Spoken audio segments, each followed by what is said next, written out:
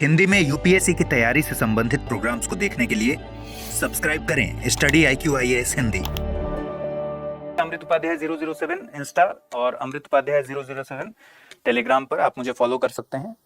देखिए, थोड़ा सा रिवीजन करके और थोड़ा सा दिमाग में बातें बना लेते हैं। पहली बात, हमने देखा कि विधेयक कितने प्रकार के हो सकते हैं।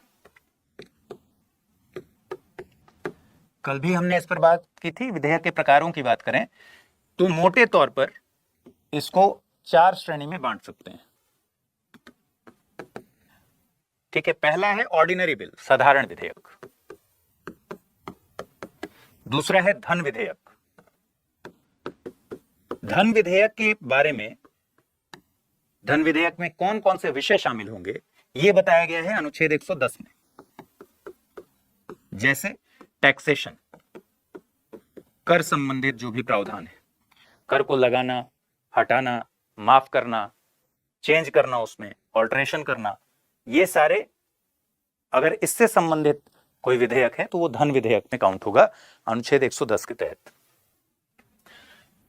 इसी तरीके से सरकार ने मान लीजिए उधार लिया है तो सरकार के उधार से संबंधित, और ऐसे ऐसे 7 पॉइंट्स दिए गए हैं जो हम अभी पढ़ेंगे, जिसके जो विषय अगर शामिल हैं विधेयक में तो उसको धन विधेयक कौन तय करेगा कि धन विधेयक है कि नहीं? लोकसभा का अध्यक्ष तय करेगा कि धन विधेयक है या फिर नहीं है।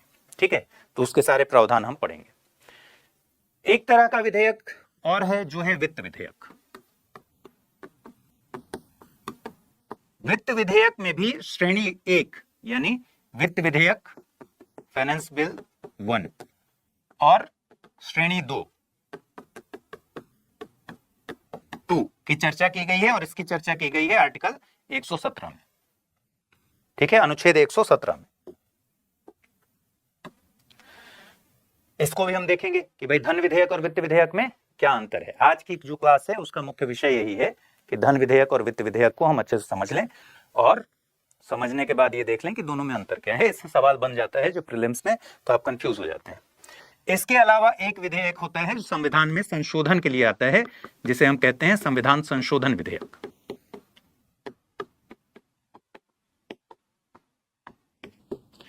कौन सा आर्टिकल है इसके लिए? आर्टिकल 368, अनुच्छेद 368।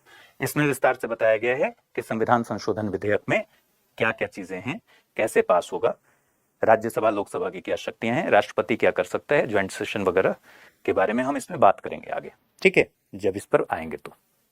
चलिए, अब साधारण विधेयक कैसे पास होता है, उसमें राज्यसभा और लोकसभा के पास क्या क्या शक्तियां हैं, ये सब हमने डिस्कस कर लिया है।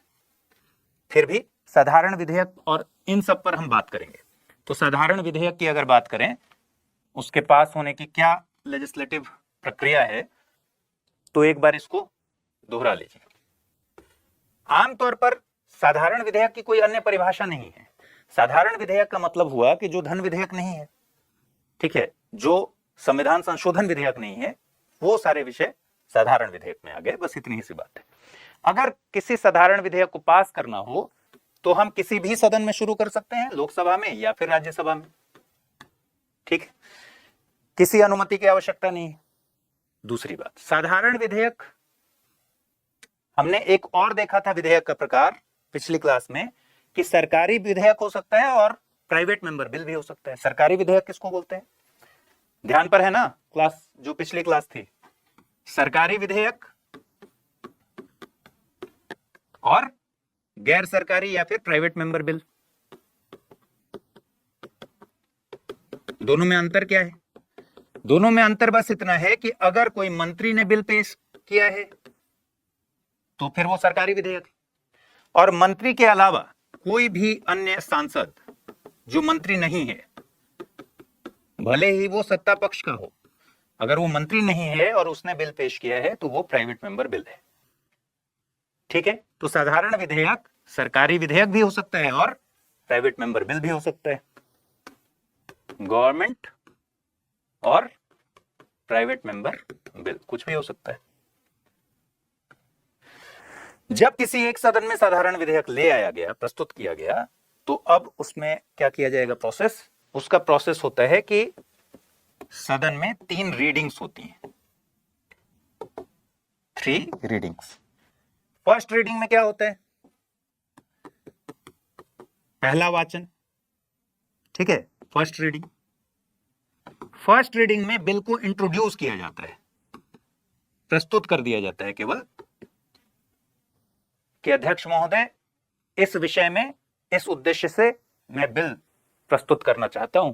अध्यक्ष महोदय ने स्वीकार कर लिया तो फिर बिल पेश हुआ। पेश होने के बाद फर्स्ट रीडिंग में इसको गैजेट में, सरकारी राजपत्र में या सरकारी गैजेट में इसका प्रकाशन हो जाता है। फर्स्ट रीडिंग का इतना ही काम है। तो बेसिकली यहां इंट्रोडक्शन हो रहा है। सेकेंड रीडिंग जो सबसे महत्वपूर्ण है,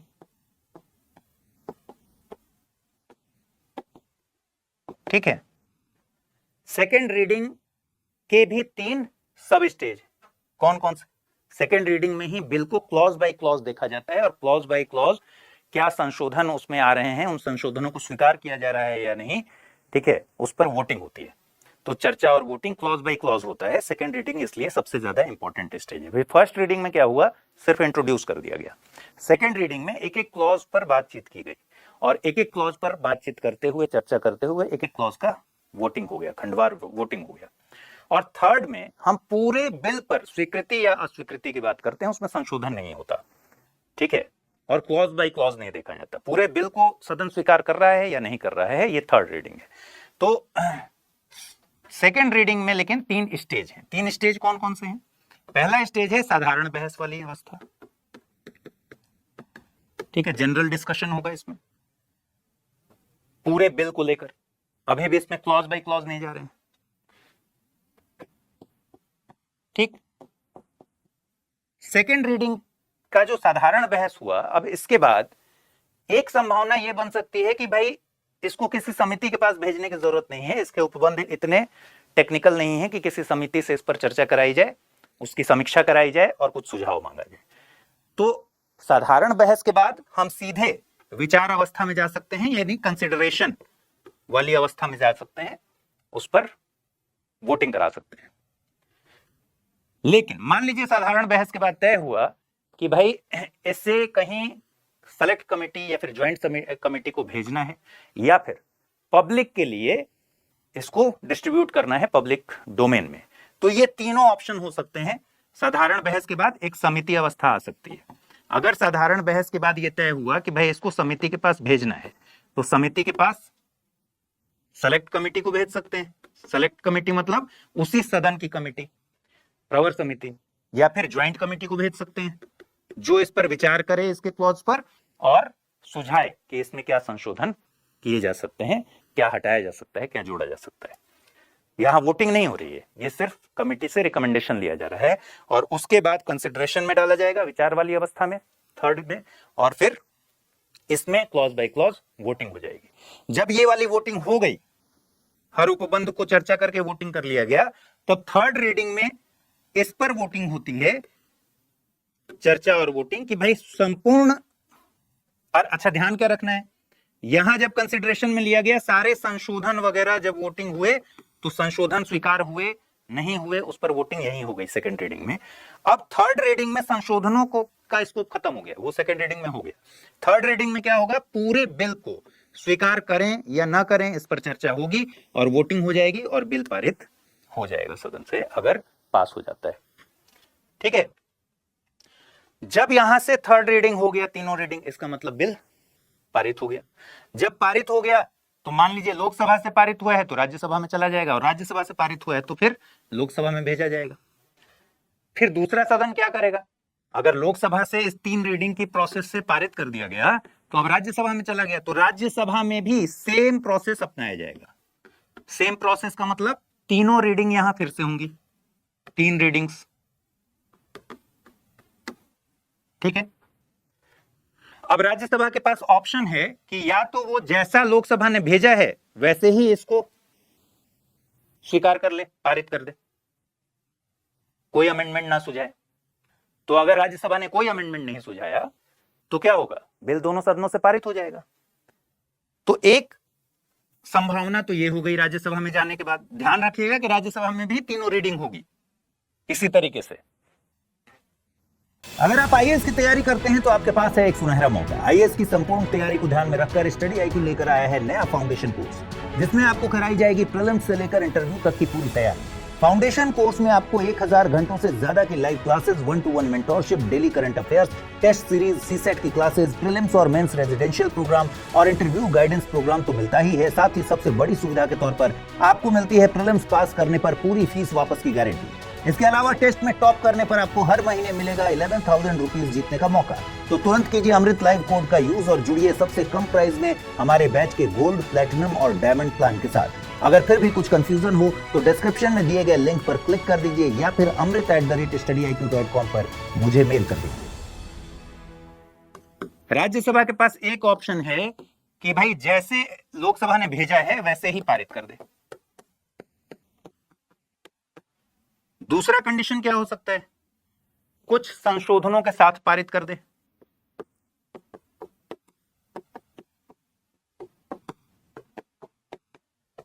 अगर कुछ संशोधनों के साथ पारित किया गया है तो यह वापस लोकसभा जाएगा।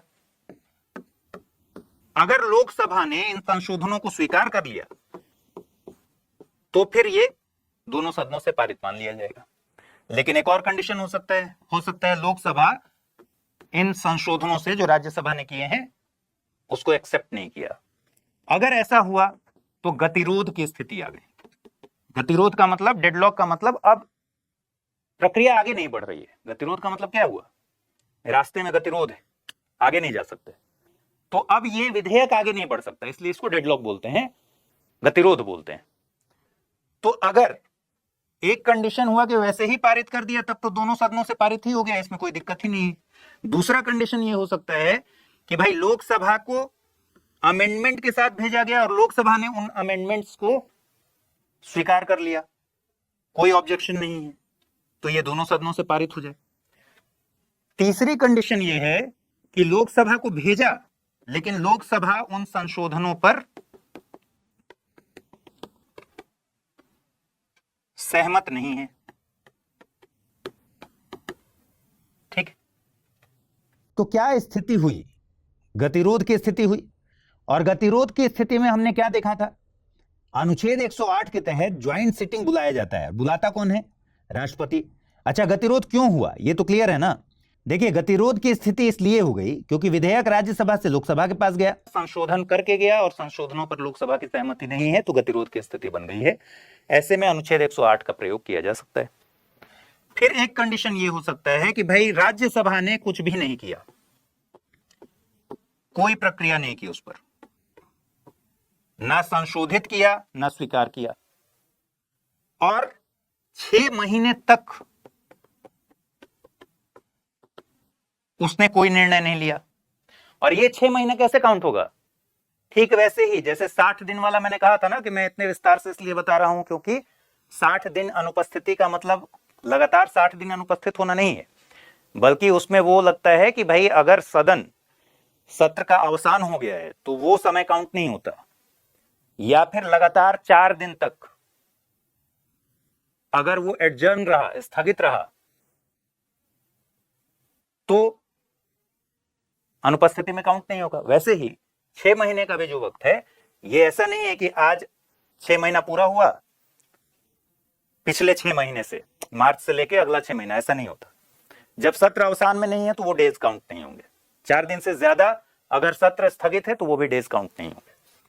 तो 6 महीने की ये जो प्रक्रिया है, 6 महीने तक अगर कोई निर्णय नहीं लिया राज्यसभा ने, तो भी ये गतिरोध की स्थिति हो गई, यानी बात आगे नहीं बढ़ रही। ठीक है, अगर बात आगे नहीं बढ़ रही है तो फिर 108 का रास्ता खुल गया। ठीक, बात स्पष्ट है, समझ में आ रही है ना बात? तो जब हम अनुच्छेद 108 पढ़ेंगे तो इसके सारे टर्म्स कंडीशंस को समझ लेंगे। अगर दोनों सदनों से बिल पारित हो गया तो फिर जाएगा राष्ट्रपति के पास कंसेंट के लिए, प्रेसिडेंट के एसेंट के लिए। मैं हमेशा कंसेंट बोल देता हूं, कंसेंट का मतलब होता है सहमति, एसेंट बोलते हैं, एसेंट का मतलब होता है अनुमति। ठीक है, स्वीकृति। तो सही शब्द है एसेंट। तो राष्ट्रपति की स्वीकृति के लिए जाएगा।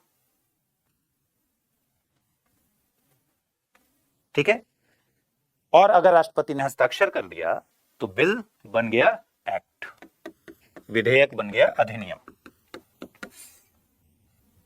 राष्ट्रपति के पास क्या क्या ऑप्शन है आप जानते हैं। वो विधेयक को स्वीकार कर सकता है, अस्वीकार कर सकता है, पुनर्विचार के लिए एक बार लौटा सकता है, एक ही बार लौटा सकता है। अगर फिर से सदन ने वापस पारित करके भेज दिया तो नहीं लौटा सकता। और वीटो का इस्तेमाल, पॉकेट वीटो का इस्तेमाल कर सकता है, क्योंकि लिखा हुआ है कि यथाशीघ्र राष्ट्रपति अपनी सहमति उस पर या फिर अपना निर्णय देगा।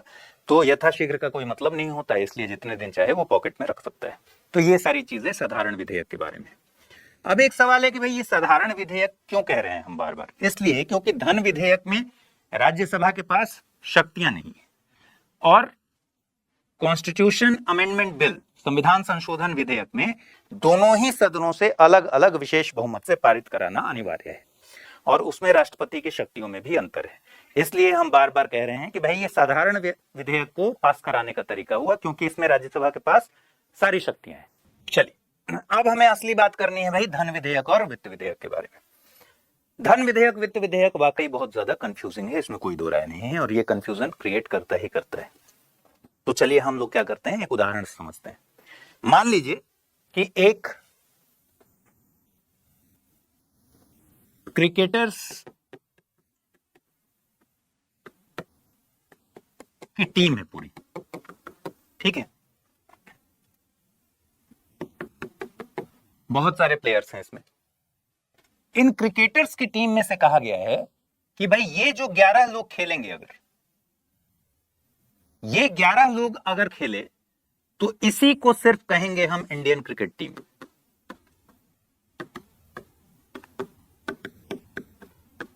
Indian cricket team. दूसरा,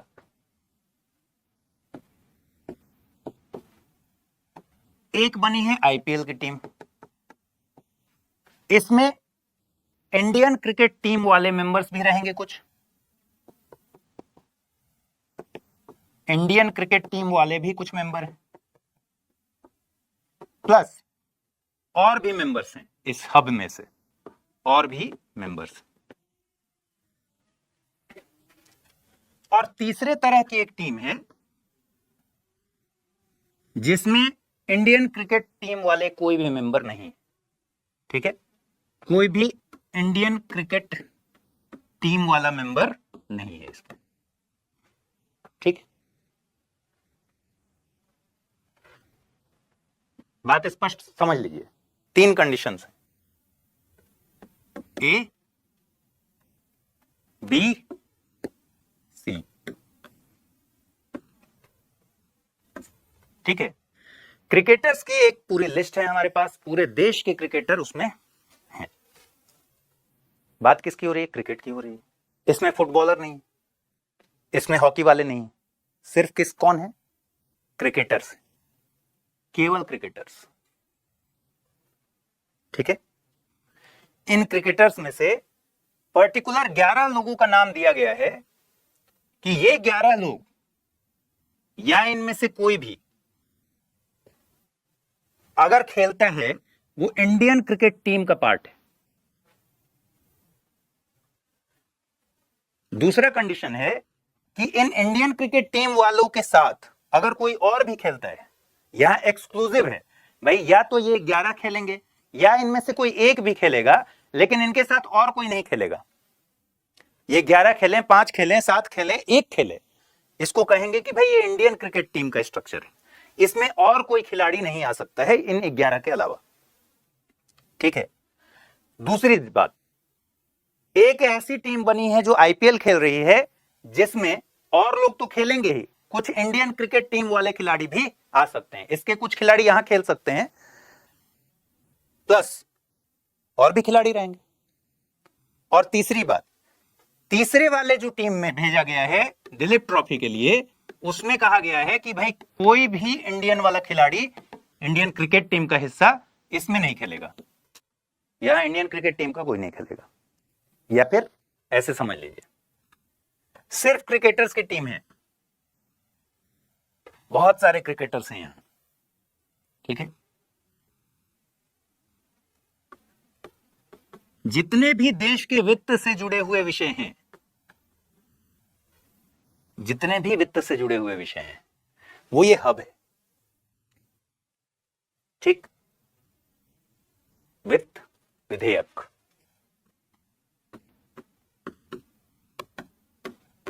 जितने भी वित्त से जुड़े हुए विषय हैं ये सारे यहां हैं। इनमें से अनुच्छेद 110 के तहत कहा गया है कि इन 7 पॉइंट्स से जुड़े हुए अगर विषय हैं, वो सातों हो या कोई एक हो, उसके साथ कुछ मिक्स नहीं होना चाहिए। वो इंडियन क्रिकेट टीम वाला है, जो 11 लोग भेज दिए गए ना इंडियन क्रिकेट टीम में, उसमें से 1 खेले, 2 खेले, 5 खेले, 10 खेले, 11 खेले, ठीक है। लेकिन उसके साथ कोई और नहीं खेलेगा, ये सिर्फ वही सिलेक्टेड लोग खेलेंगे। यानी इन 7 पॉइंट्स में से कोई एक पॉइंट हो, कोई एक विषय हो, 2 हो, 7 हो, वो एक्सक्लूसिवली अनुच्छेद 110 में धन विधेयक के अंतर्गत आएगा, ठीक। अगर इस टीम में से कोई खेल रहा है और साथ में कुछ और लोग भी खेल रहे हैं, तो आईपीएल की टीम बनी है। ये आईपीएल की टीम का मतलब क्या हुआ?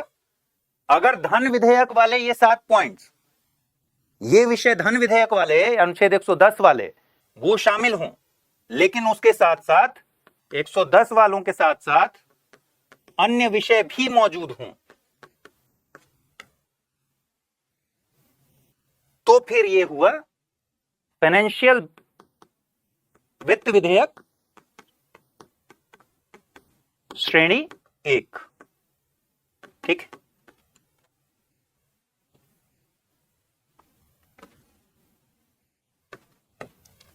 तो अगर अनुच्छेद 110 वाले विषय प्लस अन्य विषय जिस भी विधेयक में होंगे, वो क्या हुआ? वो हुआ वित्त विधेयक श्रेणी 1, श्रेणी 1 या वित्त विधेयक 1 कह लीजिए। लेकिन धन विधेयक का कोई भी मामला अगर नहीं हो, सिर्फ कंसोलिडेटेड फंड ऑफ इंडिया यानी भारत की संचित निधि पर भारित व्यय, चार्ज एक्सपेंडिचर, क्या होता है ये?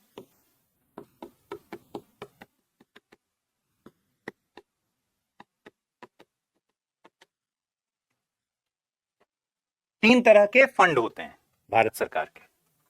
3 तरह के फंड कौन कौन है? कंसोलिडेटेड फंड ऑफ इंडिया यानी भारत की संचित निधि,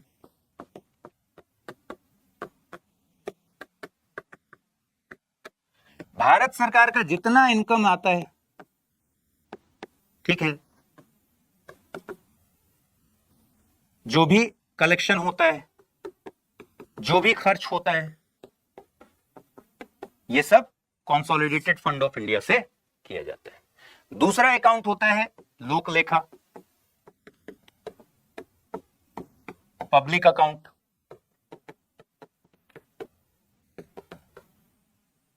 पब्लिक अकाउंट का मतलब क्या है?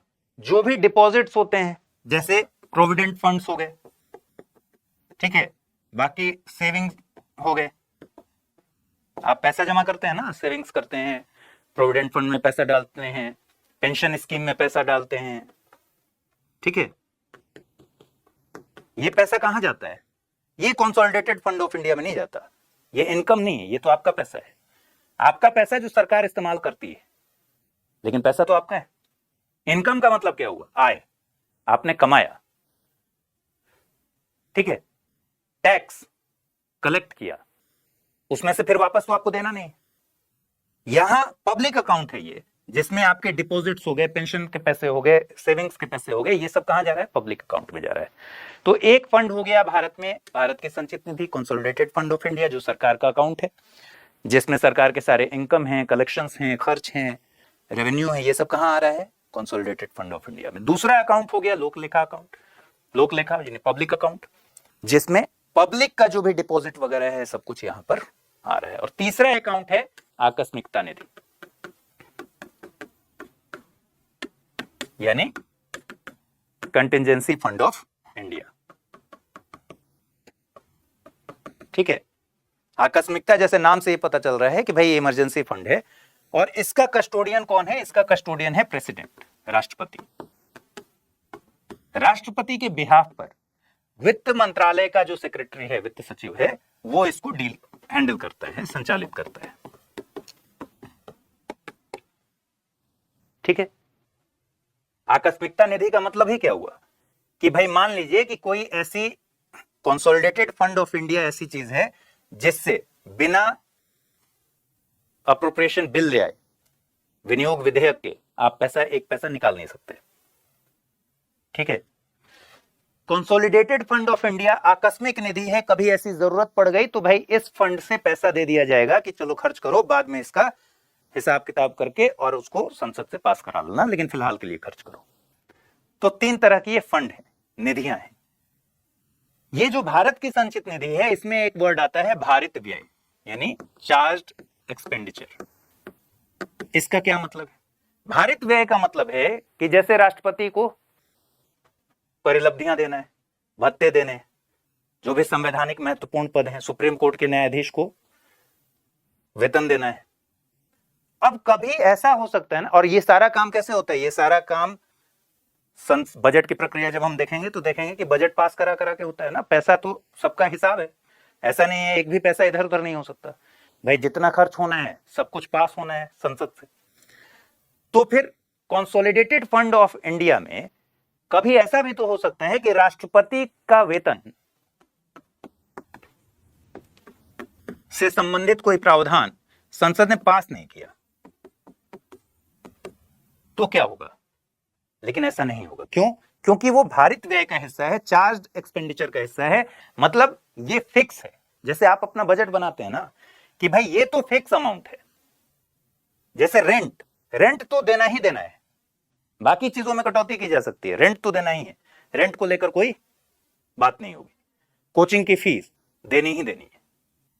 भारित व्यय ऐसा है कि संवैधानिक पदों पे जो आसीन लोग हैं, उनके जो उपलब्ध परिलब्धियां हैं, वेतन हैं, भत्ते हैं, ये सब चार्ज्ड एक्सपेंडिचर है। इसका मतलब है कि इस पर कभी भी वोटिंग नहीं हो सकती, मतदान नहीं किया जा सकता, वोटिंग का कोई प्रावधान नहीं है। ये खर्च तो होता ही है, होना ही है। राष्ट्रपति को इतना पैसा जाना है, जाना ही है, उस पर कभी भी मतदान नहीं किया जा सकता है। तो उसको बोलते हैं चार्ज्ड एक्सपेंडिचर। ठीक है, तो तीसरे टाइप की जो बात है उसमें कंसोलिडेटेड फंड ऑफ इंडिया के चार्ज्ड एक्सपेंडिचर, भारित व्यय से संबंधित अगर विषय हैं तो वो है वित्त विधेयक 2।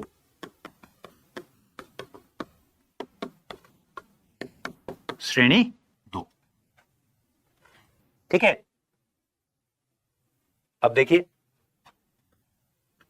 फिर से समझ लीजिए। क्रिकेट वाला एग्जांपल पहले देख लीजिए और फिर इसको देख लीजिए।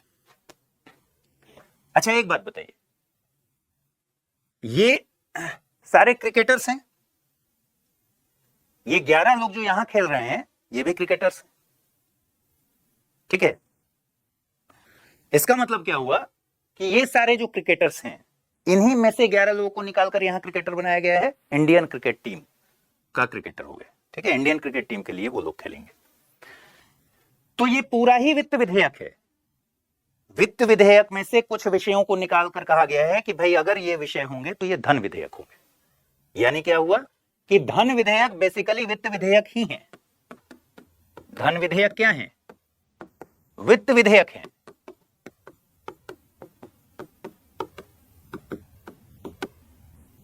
लेकिन अगर कोई वित्त विधेयक है,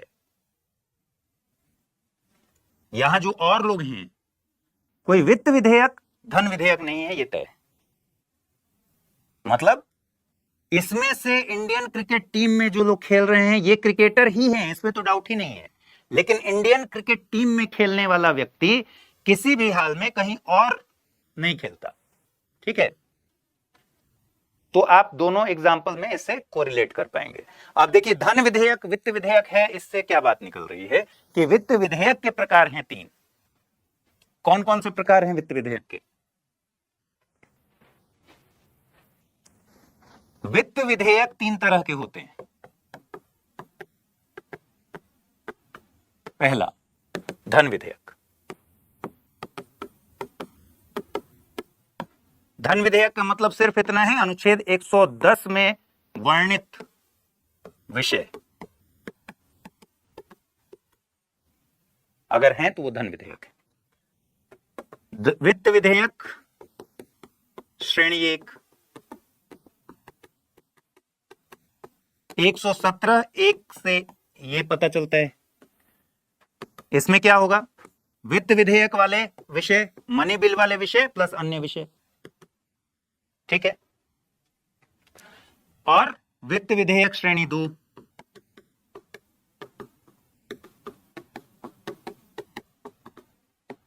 इसमें क्या होगा? कंसोलिडेटेड फंड ऑफ इंडिया से पर भारित व्यय, चार्ज्ड एक्सपेंडिचर से जुड़ा हुआ विषय। थोड़ा सा कॉम्प्लिकेटेड है भी ये, इसलिए एक बार रिपीट करना बनता है। मैं एग्जांपल से ही रिपीट करता हूं आपको। पहला एग्जांपल ये है कि भाई यहां एक खेल, पर्टिकुलर खेल के बहुत सारे खिलाड़ी हैं, क्रिकेटर्स मान लीजिए हैं। सारे क्रिकेटर्स का एक हब बना हुआ है।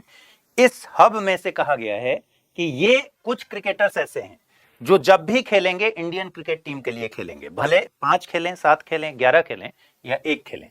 11 लोगों की एक टीम बना दी गई है कि इसमें से अगर एक भी खेल रहा है और उसके साथ और कोई नहीं खेल रहा है, इंडियन क्रिकेट टीम वाला ही प्लेयर खेल रहा है, अगर 2 खेल रहे हैं तो इंडियन क्रिकेट टीम वाले प्लेयर ही खेल रहे हैं, इनके साथ और कोई नहीं खेल रहा है, तो ये इंडियन क्रिकेट टीम कहलाएगी। दूसरा, एक आईपीएल की टीम बनाई गई है जिसमें इंडियन क्रिकेट टीम में से कोई खेल सकता है और साथ में अन्य लोग भी खेल सकते हैं, अन्य क्रिकेटर्स भी खेल सकते हैं। तीसरा, इसमें निश्चित तौर पर इंडियन क्रिकेट टीम वाला कोई नहीं खेलेगा। ठीक है, अब इसको विधेयक पर देख लीजिए। वित्त से जुड़े सभी विषय वित्त विधेयक हैं। वित्त विधेयक 3 तरीके के होते हैं। वित्त से जुड़े सभी विषयों में कुछ विषयों को कह दिया गया है अनुच्छेद 110 के अधीन कि अगर ये विषय, इनमें से कोई एक विषय या ज्यादा विषय अगर सिर्फ वही हैं विधेयक में, तो ये धन विधेयक की श्रेणी में आएगा। दूसरा, अगर मनी बिल, अनुच्छेद 110 वाले प्रावधान तो हैं ही, विषय हैं ही, उनके साथ अगर कोई अन्य विषय भी शामिल है तो इसको मनी बिल नहीं कहेंगे, इसको कहेंगे वित्त विधेयक श्रेणी 1 FP1। ठीक है। तीसरा, अगर चार्ज्ड एक्सपेंडिचर के बारे में बात होगी, कंसोलिडेटेड फंड ऑफ इंडिया से के चार्ज्ड एक्सपेंडिचर यानी भारत की संचित निधि पर भारित व्यय से जुड़े हुए विषय होंगे, तो ये वित्त विधेयक श्रेणी 2 की बात है। यहां अनुच्छेद 117(1) में इसका जिक्र है, 117(3) में इसका जिक्र है। ध्यान रखिए, यहां इंडियन क्रिकेट टीम से कोई भी नहीं खेलेगा, यानी मनी बिल वाला कोई भी विषय इसमें नहीं रहेगा। जबकि वित्त विधेयक श्रेणी 1 में मनी बिल वाले भी विषय रहेंगे, साथ में अन्य विषय भी रहेंगे। लेकिन वित्त विधेयक श्रेणी 2 वाले में चार्ज्ड एक्सपेंडिचर के से जुड़े हुए विषय रहेंगे और कोई भी मनी बिल वाला विषय नहीं रहेगा। इसका मतलब ऐसे विधेयक जो फाइनेंस वित्त विधेयक श्रेणी 2 के विधेयक हैं, उसमें अनुच्छेद 110 का कोई विषय शामिल नहीं होगा। तो निष्कर्ष क्या निकला कि धन विधेयक, वित्त विधेयक 3 तरीके के होते हैं। धन विधेयक जो अनुच्छेद 110 में बता दिया गया है। क्रिकेटर्स 3 तरह की टीम में खेल रहे हैं, इंडियन क्रिकेट टीम, धन विधेयक। आईपीएल, इंडियन क्रिकेट टीम के खिलाड़ी प्लस अन्य खिलाड़ी, धन विधेयक के मैटर्स प्लस अन्य मैटर्स। और दिलीप ट्रॉफी जिसमें इंडियन क्रिकेट टीम का कोई नहीं है, तो वित्त विधेयक श्रेणी 2 जिसमें कंसोलिडेटेड फंड ऑफ इंडिया पर चार्ज एक्सपेंडिचर से जुड़े हुए विषय रहेंगे और कोई भी ऐसा विषय नहीं होगा जो अनुच्छेद 110 से संबंधित हो। अब एकदम क्रिस्टल क्लियर हो जाना चाहिए। 110 धन विधेयक की परिभाषा। इस अध्याय के प्रयोजनों के लिए कोई विधेयक धन विधेयक समझा जाएगा यदि उसमें केवल निम्नलिखित सभी या किन्हीं विषयों से संबंधित उपबंध हैं। ठीक है, सभी भी हो सकते हैं और नहीं भी हो सकते हैं। किसी कर का, टैक्स का अधिरूपण, टैक्स को लगाना, टैक्स लगाना, उत्सादन खत्म करना, समाप्त करना, परिहार माफी, छूट, परिवर्तन ऑल्टरेशन, ऑल्टर करना, उसमें चेंजेस करना, या रेगुलेशन विनियमन। अगर ये सारे विषय हैं, किसी कर का को लगाना, हटाना, खत्म करना, उसको ऑल्टर करना, उसको रेगुलेट करना, इससे जुड़े हुए विषय होंगे तो वो धन विधेयक की बात हो रही है। भारत सरकार द्वारा धन उधार लेने का या कोई ऐसी गारंटी भारत सरकार ने अगर दिया है उसको रेगुलेट करना, या फिर भारत सरकार द्वारा अपने ऊपर ली गई या ली जाने वाली कोई वित्तीय बाध्यता है, कोई ऑब्लिगेशन है, फाइनेंशियल ऑब्लिगेशन है अगर, तो फिर इन सब से संबंधित विधि का संशोधन अगर करना है तो वो धन विधेयक से संबंधित है। ठीक है, तो भारत सरकार अगर धन उधार लेती है तो ये धन विधेयक का इशू है, या फिर कोई गारंटी देना है भारत सरकार को, उसको रेगुलेट करना हो तो ये धन विधेयक का पार्ट है, या भारत सरकार ने अपने ऊपर कोई ऐसा ऑब्लिगेशन ले लिया है या लेने वाला है, भारत सरकार लेने वाली है, उससे संबंधित जो भी विधि है अगर उस विधि को अमेंड करना है तो ये सब धन विधेयक के अंतर्गत। अब ये एक एक चीजें आपको याद नहीं होंगी, लेकिन जो हमने बेसिक पढ़ लिया है उसको ध्यान रखना है, क्योंकि ऐसे सवाल पूछता नहीं है। फिर भारत की संचित निधि, मैंने बताया 3 तरह की निधियां हैं, या आकस्मिकता निधि। तो भारत की संचित निधि या आकस्मिकता निधि की कस्टडी की बात है, अभिरक्षा हो अगर, या फिर ऐसे किसी फंड में धन जमा करना हो या उसमें से धन निकालना हो, ऐसा कोई विधेयक जो इन सारे मकसद से ले आया जाएगा। किन मकसद से? भारत के कंसोलिडेटेड फंड या फिर आकस्मिकता निधि, कंटिजेंसी फंड के कस्टडी में कुछ बदलाव करने हो या कस्टडी से रिलेटेड हो, या ऐसे किसी फंड में धन जमा करना हो या उससे पैसा निकालना हो, ऐसे सारे विधेयक धन विधेयक के अंतर्गत आएंगे अनुच्छेद 110 के तहत। भारत की संचित निधि में से धन का विनियोग, हम बजट जब पढ़ेंगे तो देखेंगे कि विनियोग विधेयक लिया जाता है। विनियोग विधेयक जब अधिनियम बन जाता है तब जाकर फाइनली भारत सरकार कंसोलिडेटेड फंड ऑफ इंडिया में से 1/54 भी उसके बाद ही निकाल सकती है, अदरवाइज नहीं निकाल सकती है।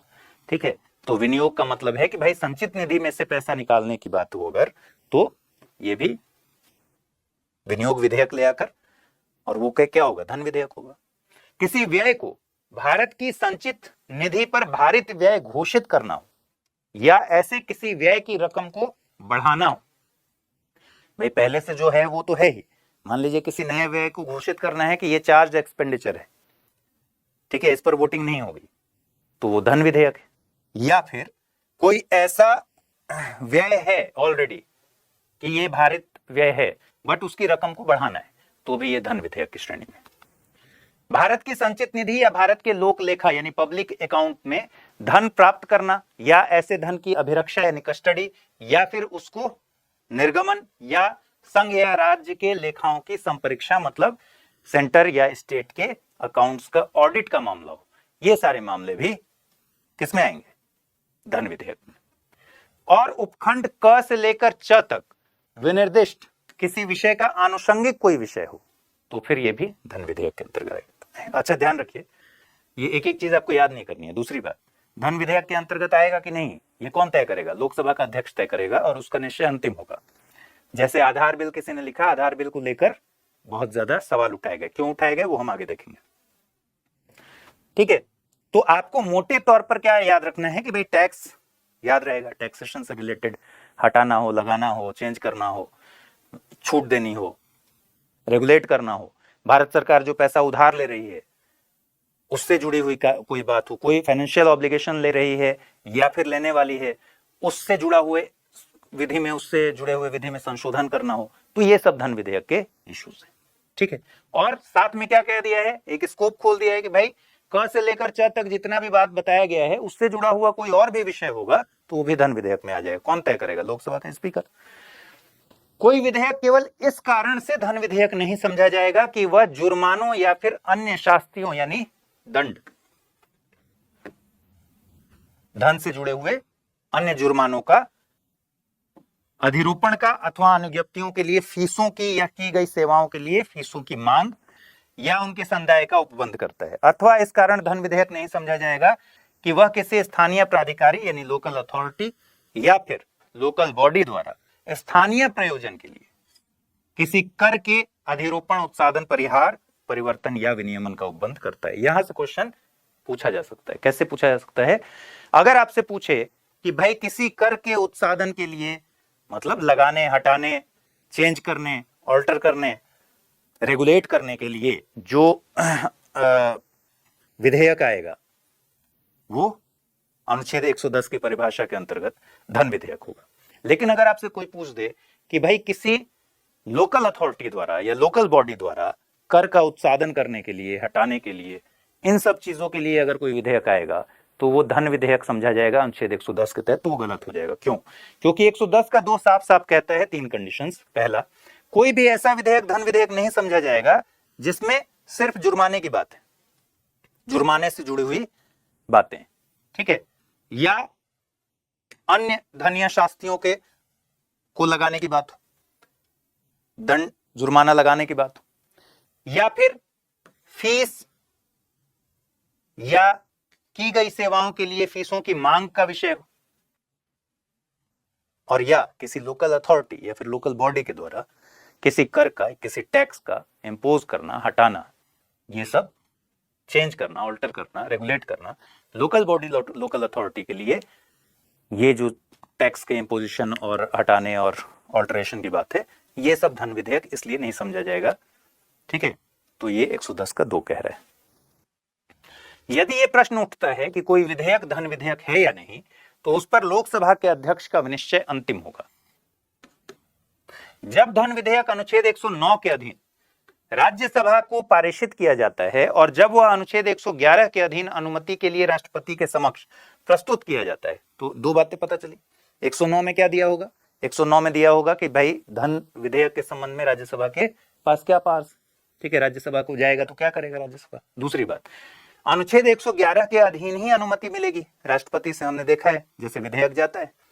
तो जब धन विधेयक को राज्यसभा के लिए भेजा जाएगा, लोकसभा से पारित कर दिया गया, राज्यसभा के पास भेज दिया गया, तो फिर उस कंडीशन में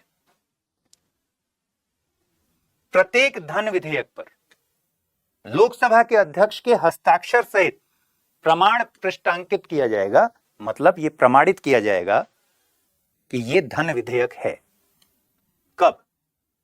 लोकसभा से पास हो गया, ठीक है, पारित हो गया, राज्यसभा को भेजा गया, और जब राज्यसभा को भेजा गया और जब प्रेसिडेंट को भेजा गया, तो लोकसभा अध्यक्ष उसके पहले क्या करेगा? धन विधेयक पर लिखकर भेजेगा, प्रमाणित करके भेजेगा कि भाई ये धन विधेयक है।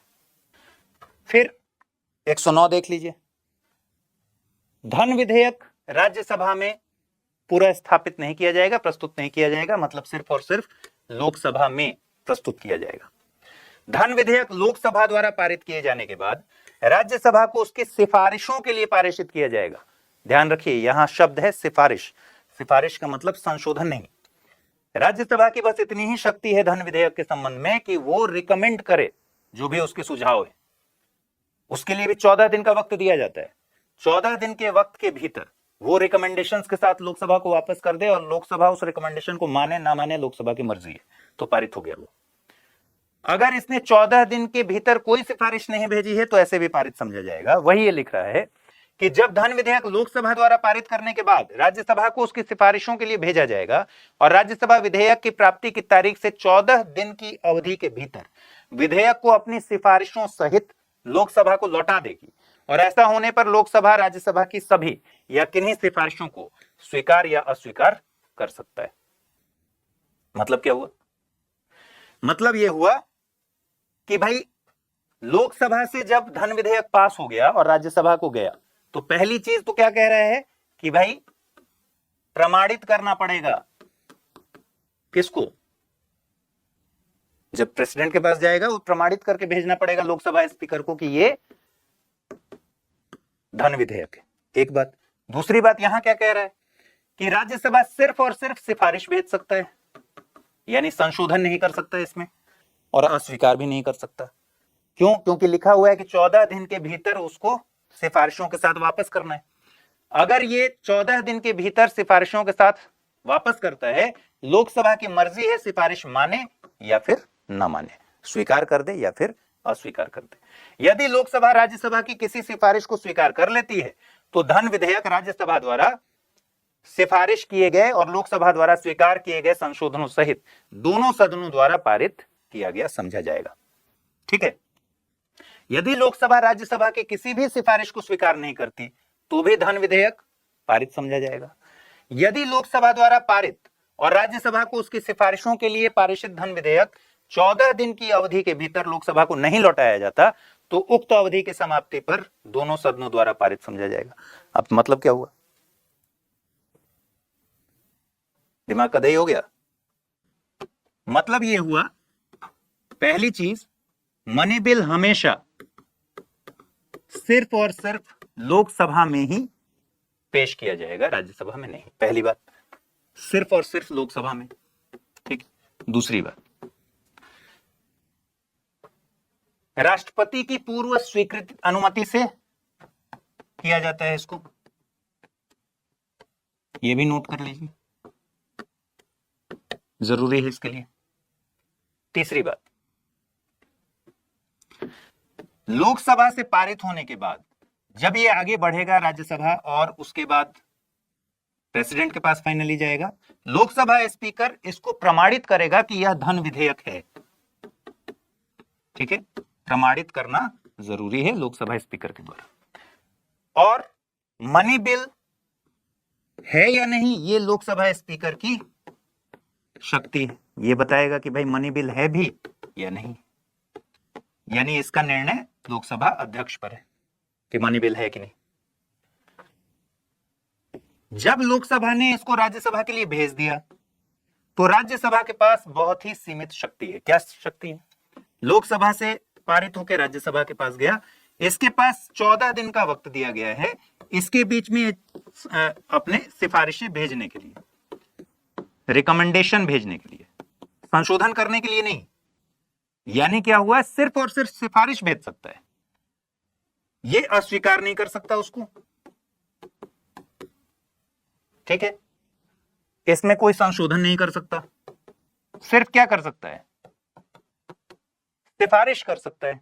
अब ये जब सिफारिश कर देगा तो लोकसभा की मर्जी है उन सिफारिशों को माने या ना माने। अगर नहीं मानती है फिर भी पास हो गया, पारित हो गया। ठीक है। अगर मान जाती है तो संशोधनों के साथ वो पारित हो जाएगा मानने पर, और नहीं मानने पर भी पारित होगा। अगर मान लीजिए 14 दिन तक राज्यसभा ने कोई सिफारिश नहीं भेजा तो भी ये दोनों सदनों से पारित माना जाएगा। ठीक है। ऐसा क्यों किया गया है? ऐसा इसलिए किया गया है कि भाई धन विधेयक इतना महत्वपूर्ण है कि अगर धन विधेयक में राज्यसभा को शक्ति दे दी गई और राज्यसभा में सरकार का बहुमत नहीं हुआ और धन विधेयक वहां अटक गया तो सोचिए भारत सरकार 1 रुपया खर्च नहीं कर पाएगी, क्योंकि बजट में जो विनियोग विधेयक है, वित्त विधेयक है, ये सारे विधेयक धन विधेयक के अंतर्गत आते हैं और इसके बिना तो आप फंड से 1 पैसा नहीं निकाल सकते, तो फिर सरकार, देश चलेगा कैसे? इसलिए राज्यसभा को सीमित शक्ति दी गई है इसमें। ठीक है, चलिए अब देख लीजिए जल्दी से 10 मिनट में क्या क्या चीजें हैं। धन विधेयक के संबंध में लोकसभा अध्यक्ष का निर्णय अंतिम होता है। पहली बात, धन विधेयक सिर्फ लोकसभा में ही प्रस्तुत किया जा सकता है, राष्ट्रपति की पूर्व सिफारिश से ही प्रस्तुत कर सकते हैं, केवल मंत्री ही प्रस्तुत कर सकते हैं। यानी हमेशा ये एक सरकारी विधेयक होगा, कोई सांसद जो मंत्री नहीं है वो पेश नहीं कर सकता धन विधेयक को। ठीक है। राज्यसभा धन विधेयक में संशोधन नहीं कर सकती अस्वीकार नहीं कर सकता।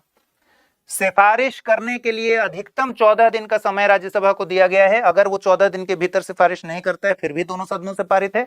सिफारिश के साथ भेज देता है लोकसभा को, लोकसभा की मर्जी है, माने ना माने, दोनों ही कंडीशन में पारित मान लिया जाता है। इसके लिए ज्वाइंट सिटिंग का कोई प्रावधान नहीं है। ज्वाइंट सिटिंग धन विधेयक के मामले में नहीं बुलाया जा सकता। ऐसा क्यों है? ऐसा इसलिए है क्योंकि धन विधेयक के मामले में तो राज्यसभा के पास बहुत ही सीमित अधिकार है। वो केवल सिफारिश कर सकता है, वो भी केवल 14 दिनों के भीतर। अब अगला क्या है? अगला है राष्ट्रपति के पास भेजने के पहले लोकसभा अध्यक्ष उसको प्रमाणित करेगा, पृष्ठांकित करेगा कि यह धन विधेयक है। राष्ट्रपति धन विधेयक को पुनर्विचार के लिए नहीं लौटा सकता और संयुक्त सत्र नहीं हो सकता। पुनर्विचार के लिए नहीं लौटा सकता। हमने जब देखा था ना आर्टिकल 111, तो हमने क्या देखा था?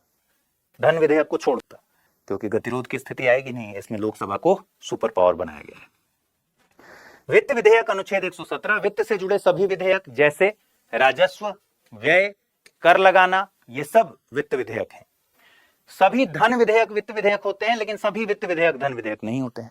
वित्त विधेयक दरअसल 3 प्रकार के होते हैं: धन विधेयक, वित्त विधेयक श्रेणी 1, वित्त विधेयक श्रेणी 2। और अनुच्छेद 117(1) के तहत अगर हम देखें वित्त विधेयक श्रेणी 1 को, तो उसमें मनी बिल अनुच्छेद 110 वाले प्रावधान भी शामिल होंगे, लेकिन अन्य प्रावधान भी, अन्य विषय भी शामिल होंगे। तो इसको हम कह देंगे फाइनेंस बिल श्रेणी 1, वित्त विधेयक श्रेणी 1। जबकि वित्त विधेयक श्रेणी 2 में मनी बिल वाला कोई भी प्रावधान शामिल नहीं होगा। इसमें कंसोलिडेटेड फंड ऑफ इंडिया पर चार्ज्ड एक्सपेंडिचर से जुड़ा हुआ प्रावधान होगा। ठीक है। तो अनुच्छेद 110 में शामिल विषयों के साथ कुछ अन्य विषय जो धन विधेयक की परिधि से बाहर हैं, अगर कोई ऐसा विधेयक है ना, भाई विधेयक क्या है? डॉक्यूमेंट है। इस डॉक्यूमेंट में अगर इस तरीके की चीजें हैं कि ये सिर्फ 7 पॉइंट्स हैं, ठीक है, जो अनुच्छेद 110 में दिया गया है, या इस 7 में से कोई 2 पॉइंट्स हैं, 4 पॉइंट्स हैं, तो ये अनुच्छेद 110 के तहत धन विधेयक हो गया। अगर इस डॉक्यूमेंट में कुछ पॉइंट्स हैं जो अनुच्छेद 110 वाले हैं, लेकिन बाकी कुछ पॉइंट्स ऐसे हैं जो अन्य चीजों से जुड़े हुए हैं, साधारण कानूनों से जुड़े हुए हैं, तो ये वित्त विधेयक श्रेणी 1 हो गया। और अगर इसमें मनी बिल वाला कोई भी नहीं है, सिर्फ कंसोलिडेटेड फंड ऑफ इंडिया पर चार्ज एक्सपेंडिचर से जुड़ा हुआ है, तो ये वित्त विधेयक श्रेणी 2 हो गया। 2 मामलों में धन विधेयक के समान है ये। कौन? वित्त विधेयक श्रेणी 1। 2 ही मामले हैं जिसमें ये धन विधेयक के समान है। कौन कौन से मामले? पहला, राष्ट्रपति की पूर्व अनुमति इसमें भी चाहिए पेश करने के लिए। दूसरा, ये भी सिर्फ लोकसभा में ही जाएगा। क्यों ऐसा है? क्योंकि इसमें भी मनी बिल वाले कुछ तो हैं ही ना प्रावधान।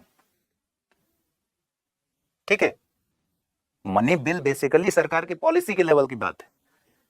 अगर ऐसे बिल पास नहीं हुए तो सरकार संसद में, लोकसभा में विश्वास में है, इस पर डाउट खड़ा हो जाएगा, इस्तीफा देना पड़ जाएगा। तो अगर वित्त विधेयक श्रेणी 1 में 2 मामले में ये धन विधेयक के समान है। पहला, राष्ट्रपति की पूर्व सिफारिश चाहिए, और दूसरा, ये सिर्फ और सिर्फ लोकसभा में ही प्रस्तुत कर सकते हैं। लेकिन ध्यान रखिए, बस इतना ही है। लोकसभा में प्रस्तुत करने के बाद जब राज्यसभा जाएगा तो राज्यसभा में इसके लिए बराबर शक्ति है। धन विधेयक वाला मामला नहीं है। राज्यसभा के पास वैसी ही शक्तियां हैं जैसे साधारण विधेयक के संबंध में शक्तियां हैं। ठीक है। वित्त विधेयक श्रेणी 2 समझ लीजिए साधारण विधेयक, कोई खास बात नहीं है। ऐसे विधेयकों में भारत की संचित निधि पर भारित व्यय संबंधी उपबंध होते हैं, लेकिन ऐसा कोई विषय नहीं होता जिसका संबंध अनुच्छेद 110 से हो। दूसरी बात, साधारण विधेयक की तरह ही सारे इसके प्रयोग होते हैं। जैसे साधारण विधेयक पास होता है वैसे पास होगा। इसमें दोनों बराबर शक्ति में है। केवल एक विशेष बात है कि दोनों सदनों को पारित करने के पहले राष्ट्रपति की सिफारिश इसमें लेनी पड़ती है। ठीक है। राष्ट्रपति की, भाई वित्त विधेयक श्रेणी 1 में क्या था? राष्ट्रपति की पूर्व अनुमति चाहिए, पूर्व सिफारिश चाहिए। लेकिन वित्त विधेयक श्रेणी 2 में है साधारण विधेयक की तरह पास कीजिए। बस ये है कि पारित करने के पहले दोनों सदनों को राष्ट्रपति की सिफारिश लेनी पड़ती है। तो ये पूरा धन विधेयक और वित्त विधेयक का कॉन्सेप्ट है। अगली जब क्लास होगी तो हम एक तीनों का अंतर लेकर चलेंगे 10 मिनट में तीनों का अंतर देख लेंगे, लेकिन इस क्लास को जरूर रिवाइज कर लीजिएगा। अगर रिवाइज नहीं करेंगे तो सारा उड़ जाएगा। तो आज के लिए इतना ही रखते हैं। अगर आप आईएएस की तैयारी करते हैं तो आपके पास है एक सुनहरा मौका। आईएएस की संपूर्ण तैयारी को ध्यान में रखकर स्टडी आईक्यू लेकर आया है नया फाउंडेशन कोर्स, जिसमें आपको कराई जाएगी प्रीलिम्स से लेकर इंटरव्यू तक की पूरी तैयारी। फाउंडेशन कोर्स में आपको 1000 घंटों से ज्यादा की live classes, 1-to-1 mentorship, daily current affairs, test series, CSAT की क्लासेस, प्रीलिम्स और मेंस रेजिडेंशियल प्रोग्राम और इंटरव्यू गाइडेंस प्रोग्राम तो मिलता ही है। साथ ही सबसे बड़ी सुविधा के तौर पर आपको मिलती है प्रीलिम्स पास करने पर पूरी फीस वापस की गारंटी। इसके अलावा टेस्ट में टॉप करने पर आपको हर महीने मिलेगा 11,000 रुपीज जीतने का मौका। तो तुरंत कीजिए अमृत लाइव कोड का यूज और जुड़िए सबसे कम प्राइस में हमारे बैच के गोल्ड, प्लेटिनम और डायमंड प्लान के साथ। अगर फिर भी कुछ कंफ्यूजन हो तो डिस्क्रिप्शन में दिए गए लिंक पर क्लिक कर दीजिए या फिर amrit@studiiq.com पर मुझे मेल कर दीजिए। हिंदी में यूपीएससी की तैयारी से संबंधित प्रोग्राम्स को देखने के लिए सब्सक्राइब करें स्टडी IQ IAS हिंदी।